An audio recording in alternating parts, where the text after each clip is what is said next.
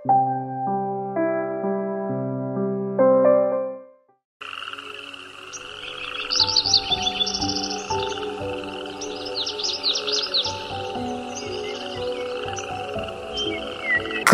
பிரியமான தேவனுடைய பிள்ளைகளே, இந்த நாளின் காலை நேரத்தில் இயேசுவின் நாமத்தினால் உங்களை அன்போடு வாழ்த்துகிறேன். தேவனுடைய அன்பின் கரம் இந்த நாளில் உங்களோடும் உங்கள் குடும்பத்தோடு கூட இருப்பதாக. இன்றைய ஜீவ வார்த்தையாக 1 சாமுவேல் புத்தகம் 2வது அதிகாரம் வசனங்கள் 7-8 வாசிக்கிறேன், நன்றாய் கவனிங்கள். கர்த்தர் தரித்திரம் அடை செய்கிறவரும் ஐஸ்வர்யம் அடை பண்ணுகிறவருமாய் இருக்கிறார். அவர் தாழ்த்திறவரும் உயர்த்துகிறவருமானவர். அவர் சிறியவனை புழுதிலிருந்து எடுத்து எளியவனை குப்பையிலிருந்து உயர்த்துகிறார். அவருடைய பிரபுக்களோடு உட்காரவும் மகிமையுள்ள சிங்காசனத்தை சுதந்திரிக்கவும் பண்ணுகிறார்.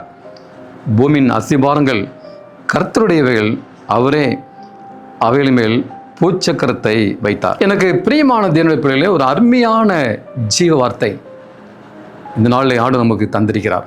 ஒரு அருமையான ஜீவ வார்த்தை. கர்த்தர் தரித்திரம் அடைய பண்ணுகிறவர், நமக்கு ஐஸ்வர்யத்தை கொடுக்கிறவர், சிறியவனை புழுதிலிருந்து எடுக்கிறவர், எளியவனை குப்பையிலிருந்து தூக்கி எடுக்கிறவர், அவனை பிரபுக்களோடு உட்கார செய்கிறவர். பிரியமானவர்களே, ஐஸ்வர்யமும் கனமும் அவராலே வருகிறது. சத்துவம் வல்லமை அவரிடத்தில் காணப்படுகிறது. நிறைய மக்கள் தரித்திரராய் காணப்படுகின்றார்கள். ஐயோ, தரித்திரம் என்னை விட்டு போகவில்லையே, ஏன் எனக்கு இந்த கஷ்டம், ஏன் எனக்கு இந்த வறுமை என்று புலம்பிக் கொண்டிருக்கிறார்கள். பிரியமானவர்களே, ஏன் தரித்திரம்? அவர் ஐஸ்வர்யம் அடை பண்ணுகிறவர், நமக்கு ஐஸ்வர்யத்தை கொடுக்கிறவர். நமக்காக அவர் எல்லாத்தையும் வைத்திருக்கிறார். மனிதனுக்காக, மனிதன் நன்றாய் வாழ்வதற்காக எல்லாத்தையும் உண்டு பண்ணி வைத்திருக்கிறார். தாவீது பக்தன் சொல்கிறார், மனுபுத்திரன் முன்பாக அவருக்கு பயந்து வாழக்கூடிய பிள்ளைகளுக்கு அவர் உண்டு பண்ணி வைத்திருக்கிற நன்மைகள் எவ்வளவு பெரிதாக இருக்கிறது. பிரியமானவர்களே, எனக்கும் உங்களுக்கும் அவர் உண்டு பண்ணி வைத்திருக்கிற நன்மைகள் எவ்வளவு பெரிதாக இருக்கிறது. நிறைய நன்மை வைத்திருக்கிறார்.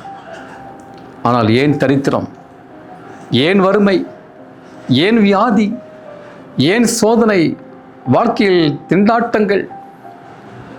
பிரியமானவர்களே, நம்ம ஆண்டவர் ஐஸ்வர்ய சம்பந்தனர், அவர் ஐஸ்வர்யமுடையவர். இந்த பூமியும் அதன் நிறைவும் அவருடையது. இந்த உலகமே அவருடையது. அவரே இந்த உலகத்தை படைத்தார். பிரியமானவர்களே, எனவே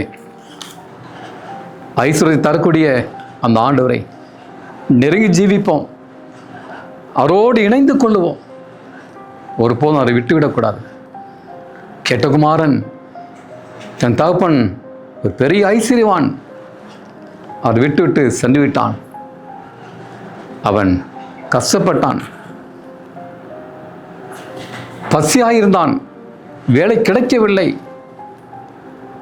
திண்டாடினான். பிரியமானவர்களே, பன்றிக்கு வைத்த உணவு கூட அவனுக்கு கிடைக்கவில்லை. பிரியமானவர்களே, நம்முடைய ஆண்டவர் பெரிய ஐஸ்வர்யவான். அவர் அண்டிக் கொள்ளக்கூடிய யாவரும் ஐஸ்வர்யவான்கள். எனவே ஆண்டவரை பற்றிக்கொள்வோம், அவரோடு இணைந்து அவருடைய குடும்பத்திலே நாம் வாழ்வோம், அவருடைய சமத்தில் வாழ்வோம். அப்பொழுது நாமும் இந்த உலகத்திலே நம்மை ஆண்டு உயர்த்துவார், நம்மை ராஜாக்களோடு உட்கார வைப்பார். ஒருவேளை நாம் பொழுது இருந்தாலும் குப்பையில் இருந்தாலும் நம்மை தூக்கி விடுவார். அந்த ஆண்டவரை நாம் பற்றி கொள்வோம். நாம் கண்களை மூடி ஜெபம் செய்வோம். எங்களை அதிகமாய் நேசிக்கிற அன்பின் ஆண்டவரே, இந்த காலை வேளைக்கு ஸ்தோத்திரம். இந்த செய்தி கேட்ட நம்முடைய பிள்ளைகளை ஆசீர்வதிங்க, பாதுகாத்து கொடுங்க, வழிநடத்துங்க. உங்களுடைய கரம் இந்த நாளில் இருப்பதாக போய்க்கு வரத்து காத்துக்கொள்ளுங்க. எல்லா கஷ்டங்கள், பாரங்கள் எல்லாத்தையும் நீ சுமந்து கொள்ளுங்க, ஆசீர்வதிங்க. இயேசுவின் நாமத்தில் வேண்டிக் கொள்கிறேன், பரலோகத்தின் பரம தகப்பனே. ஆமேன், ஆமேன். கர்த்தருடைய ஆசீர்வாதம் உங்களோடு கூட இருப்பதாக. ஆமேன்.